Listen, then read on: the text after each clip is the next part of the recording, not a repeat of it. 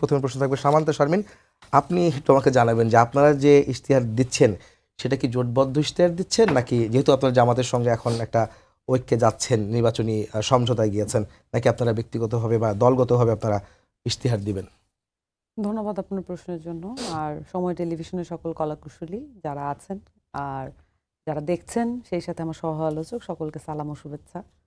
আসলে জোট গঠনের পরবর্তী সময়েই আমাদের অনেকগুলো বিষয়কে হ্যান্ডেল করতে হয়েছে দলগতভাবে, এবং সেই সাথে আমাদের দেখবেন যে শুরু থেকে গণভোটের প্রসঙ্গটা আমাদের দলগতভাবে কিন্তু সবচাইতে কনসার্নের বিষয়। সেখানে গণভোট ইশতেহারে সবচাইতে গুরুত্বপূর্ণ জায়গা করে নেবে এটাই আশা করছি। জোটগতভাবে কিছু ইশতেহার থাকতে পারে, সেটা সম্ভাবনা আছে।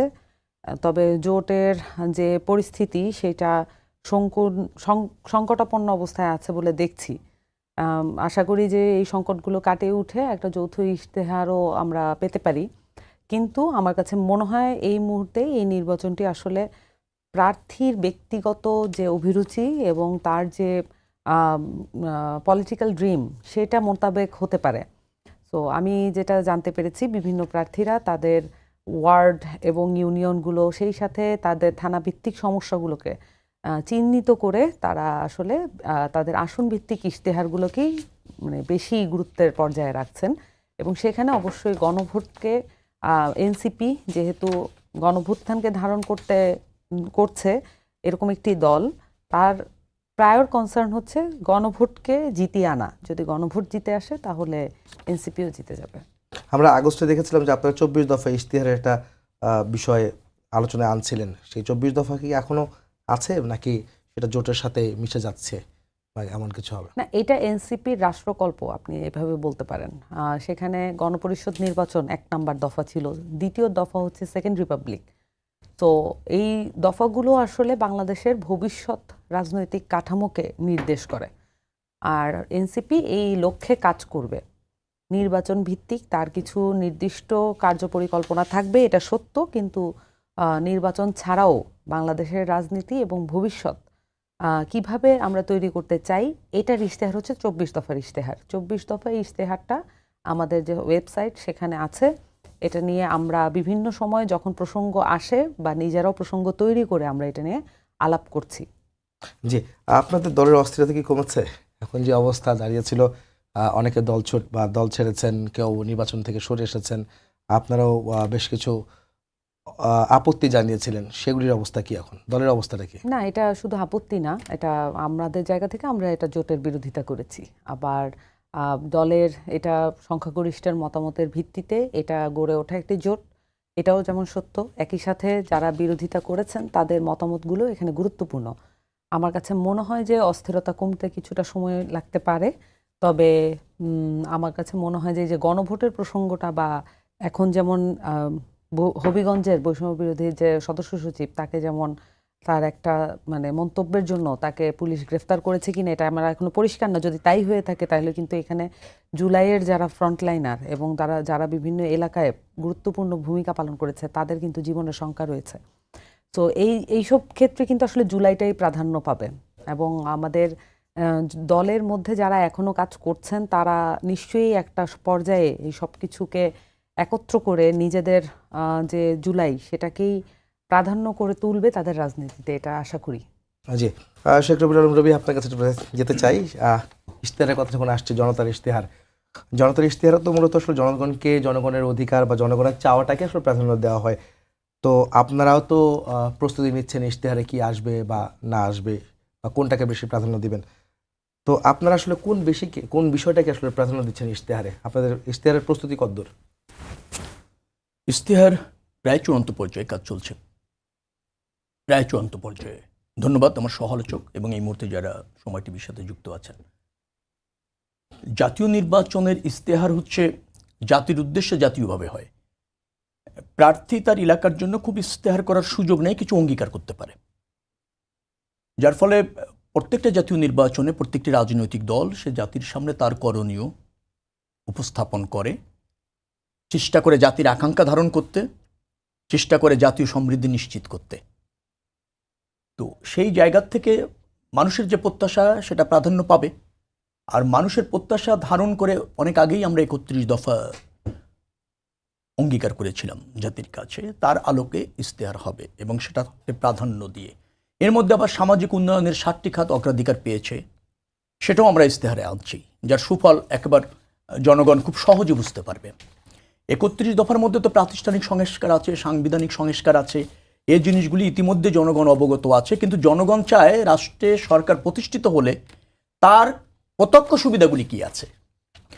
সাংবিধানিক সংস্কারের মধ্যে রাষ্ট্রের ইন্টারেস্ট রয়েছে, জনগণের ইন্টারেস্ট রয়েছে, জনগণের কল্যাণ রয়েছে, জনগণের আপনার সমৃদ্ধি রয়েছে, কিন্তু সেটা একটা পরোক্ষ। আর প্রত্যক্ষভাবে কিন্তু বাংলাদেশের জনগণ সরকারের কাছ থেকে, রাষ্ট্রের কাছ থেকে কিছু সুবিধা ডিজার্ভ করে, সেগুলো আমরা প্রাধান্য দিচ্ছি। যার ফলে আগামী দিনের বাংলাদেশ, আগামী দিনের মানুষের সমস্যা এবং আগামী দিনে বাংলাদেশের মানুষের সমৃদ্ধির বিবেচনা রেখেই বিএনপি নির্বাচনী ইশতেহার চূড়ান্ত পথে। নিশ্চয়ই অতীতেও বিএনপি কিন্তু আপনার নির্বাচনী ইশতেহার জনগণের কাছে দিয়েছে, জনগণ তার উপর আস্থা রেখেছে, নির্বাচিত করেছে, সরকার গঠন করেছে, রাষ্ট্র ব্যবস্থাপনা করেছে। যার ফলে বিএনপির জন্য খুব একটা চ্যালেঞ্জ হচ্ছে না, এই কারণে মানুষের প্রত্যাশাটা ধারণ করতে হচ্ছে এবং আমরা মনে করি প্রত্যাশাটা আমরা ধারণ করতে পারছি বিদায় তো জনগণের উপর আস্থা রাখছি। নির্বাচনের দাবি দীর্ঘদিন ধরে আমাদের ছিল, আমরা জনগণের প্রত্যক্ষ ভোটের মাধ্যমেই একটা রাষ্ট্র ব্যবস্থাপনার উপযুক্ত কর্তৃপক্ষ চাই, জনগণ পছন্দের যে কোনো রাজনৈতিক দলকে বেছে নিবে। কিন্তু জনগণের প্রতি আমাদের আস্থা আছে বিধায় জন আকাঙ্ক্ষা ধারণ করে ইশতেহার করছি। আমার বিশ্বাস জনগণের প্রত্যাশা পূরণে আমাদের ইশতেহার উপযুক্ত হবে এবং ওই ইশতেহারের প্রতি জনগণ সমর্থন দিয়ে আগামী দিনে রাষ্ট্র ব্যবস্থাপনার সুযোগ আমাদেরকে করে দেবে। আপনারা সম্ভবত 2022 সালে বা 23 সালে আপনারা 31 দফা দিয়েছিলেন। 31 দফা এখন বলছেন যে 31 দফাটা আসলে মূলত ইশতেহারে সংযুক্ত হবে বা তাকে প্রাধান্য দিবেন। নতুন করে কোন কোন বিষয়গুলো যুক্ত হচ্ছে আসলে এখানে? আমি আপনাকে বলেছি যে সামাজিক উন্নয়নের ক্ষেত্রে বেশ কিছু 8টি দফাকে আমরা চিহ্নিত করেছি। নতুন করে 8টি দফা। 8টি দফা ওই 31 দফার মধ্য থেকে ধরেন রাষ্ট্রীয় সংস্কারের জন্য যেটা আছে সেটা তো অনেকটা হয়ে গিয়েছে। জি। ধরেন সাংবিধানিক সংস্কার, প্রাতিষ্ঠানিক সংস্কার, প্রশাসনিক সংস্কার, অনেকগুলি জায়গা কিন্তু আমরা করে ফেলতে সক্ষম হয়েছি। জুলাই সনদ যখন চূড়ান্ত হয়েছে এবং জুলাই সনদ বাস্তবায়ন করবার প্রক্রিয়াও নির্ধারণ হয়েছে, রাজনৈতিক দলগুলি একত্রতা প্রকাশ করেছে, জনগণের কনসার্ন নেওয়ার জন্য আমরা হা ভোট নিয়ে জনগণের কাছে যাচ্ছি। জনগণ যখনই হা ভোটের পক্ষে রায় দেবে এবং হা ভোট প্রতিষ্ঠিত করা, জয়যুক্ত করা ক্রিয়াশীল সব রাজনৈতিক দলের দায়িত্ব, বিএনপিরও দায়িত্ব। বিএনপি এটাকেও ধরেন খুবই ইম্প্যাসিস দিচ্ছে, খুবই গুরুত্ব দিচ্ছে। তো সেগুলি হলে তো দেখবেন অনেকটা এই সাংবিধানিক সংস্কারের অনেক অংশটা হয়ে যাবে। দু একটা জায়গা আমাদের নোট অফ ডিসেন্ট আছে, কিন্তু তারপরেও জনগণ যদি হাকে বিজয়ী করে, যেভাবে সরকার অন্তর্বর্তীকালীন সরকার উপস্থাপন করেছে জনগণের কাছে, সেটা বিজয়ী হলে নিশ্চয়ই আমরা তার প্রতি মনোযোগী থাকব, কারণ জনগণের রায় চূড়ান্ত। সেখানে হয়তো আমাদের ধরেন ওই নোট অফ ডিসেন্ট যেটা আছে সেটা যদি মনে হয়, বিশেষ করে একটি জায়গার কথা আমি বলতে চাই, সেটা যদি জনগণ হাকে জয়যুক্ত করে, আমাদেরও মানে জনমত গঠনের যে প্রক্রিয়া আছে দলের, তার মাধ্যমে নিশ্চয়ই তার প্রতি আমরা লয়াল থাকবো। বাকি যে 16টি জায়গা আছে যেখানে আমাদের দ্বিমত ছিল, মানে রাজনৈতিক দলগুলির দ্বিমত আছে, 30টা বিষয় তো সবাই একমত হতে পেরেছে, তো সেটা তো বাস্তবায়ন হবে যে দলই ক্ষমতায় যাক না কেন। বাকি 16টির বিষয় যেখানে যেখানে আমাদের যে অবস্থান আছে সেটা তো বলা হয়েছে যে দল ক্ষমতায় যাবে সে তার ওই অবস্থান অনুযায়ী সেটা বাস্তবায়ন করবে। এটা কিন্তু ওই হানা ভোটের মধ্যে আছে, যার ফলে আমি এটাকে খুব চ্যালেঞ্জ দেখছি না। আমরা দেখছি যে আমরা রাষ্ট্র বিনির্মাণে নতুনভাবে খুব কাছাকাছি আছি, জনগণের সমস্যা এবং জনগণের আকাঙ্ক্ষাও যথা উপযুক্তভাবে ধারণ করতে পারছি। নির্বাচনের পর নিশ্চয়ই নতুন বাংলাদেশ বিনির্মাণ এবং জনগণের স্বার্থ রক্ষা করতে একটা সরকার হবে বলে আমার দৃঢ় বিশ্বাস। বিএনপি যদি সে দায়িত্ব পায় অথবা জনগণ যদি বিএনপির উপর ওই আস্থা রাখে, নিশ্চয়ই বিএনপি বাংলাদেশের জনগণকে আশাহত করবে না। রবি ভাই, এখানে একটা প্রশ্ন আছে, সেটা হচ্ছে যে আপনি যেমন বলছিলেন যে আপনারা যদি হ্যাঁ জয়যুক্ত হয় তাহলে সেটা নিয়ে আপনারা কাজ করবেন, সেটা আপনার প্রতিশ্রুতি আগেও দিয়েছেন। কিন্তু এই বিষয়তে আমরা খেয়াল করেছিলাম যে আপনাদেরকে এই বিষয়ে একটা ব্যাখ্যা দেওয়া হয় অন্য রাজনৈতিক দল বা অন্য কোনো ব্যক্তি বা বিভিন্ন শ্রেণী পেশার মানুষ, যে আপনারা আসলে গণভোটের পক্ষে নন, আপনারা হ্যাঁ পক্ষে না, মানে আপনাদেরকে এইভাবে দাঁড় করানো হয়। সেটা আসলে কীভাবে খণ্ডাবেন আপনারা? এটা তাদের রাজনৈতিক দৈন্যতা। তারা তো একসময় বলছিল আমরা জুলাই ঘোষণাপত্র চাই না, যখন সরকার দিল নোট অফ ডিসেন্ট দেওয়া। না প্লিজ, জি, যখন আমরা ঘোষণাপত্রে একমত হলাম তখন দেখলাম অন্যরাই চায় না, অন্যদেরই অখুশি, অসন্তোষ। জুলাই সনদের কথা যদি বলেন, জুলাই সনদ আমরা নাকি চাই না, সংস্কার আমরা চাই না।